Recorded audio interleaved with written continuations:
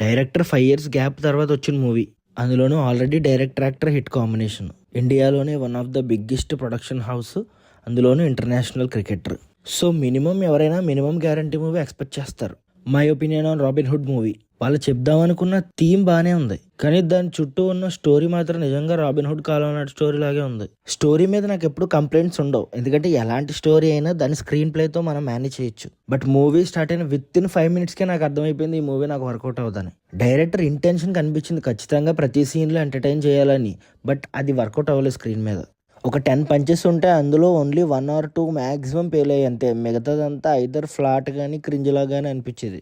Cringe అంటే గుర్తొచ్చింది, ఇలాంటి స్టోరీస్ అనుకున్నాక శ్రీలీలని సెలెక్ట్ చేస్తారా, లేకపోతే శ్రీలీల వచ్చాక ఇలాంటి సీన్స్ స్టోరీస్ రాస్తారా నాకు అర్థం కాలే. నవ్వు రాని పంచులు, సంబంధం లేకుండా వచ్చి డ్యాన్స్ చేసేయడాలు, అవన్నీ తట్టుకోవడం చాలా కష్టం. మూవీకి కొంచెం సేవింగ్ గ్రేస్ ఏదైనా ఉందంటే రాజేంద్ర ప్రసాద్ గారే అండ్ వెన్నెల్ కిషోర్ కొంచెం comedy track. Background score okay, but songs ఏమీ అంత అనిపించలేదు. 1-2 ఓకే అనిపించినా సాంగ్స్ ప్లేస్మెంట్ మాత్రం అస్సలు బాలే. విలన్ క్యారెక్టర్ కానీ లేదా విలనిజాన్ని కొంచెం ఎస్టాబ్లిష్ చేయడానికి రాసుకున్న కొన్ని సీన్స్ కానీ బాగానే అనిపించినాయి. బట్ స్టిల్ తెలుగు కమర్షియల్ సినిమాలో ఎంత పవర్ఫుల్ విలన్ అయినా లాస్ట్ కామెడీ చేసేస్తారో దానికి ఏం చేయలేము మనం. ఆ ఫస్ట్ 30 minutes లేదా 40 minutes వచ్చే రాబిన్ హుడ్కి సంబంధించిన సీన్స్ అయితే మాత్రం ఆల్మోస్ట్ ఇరిటేట్ చేయడానికి ట్రై చేశారు.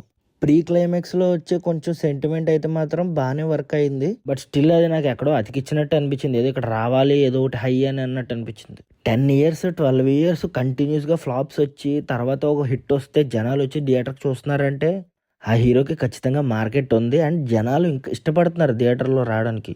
బట్ మన స్క్రిప్ట్ సెలక్షన్ మాత్రం సరిగ్గా లేకపోతే జనాలు మాత్రం ఏం చేయగలరు.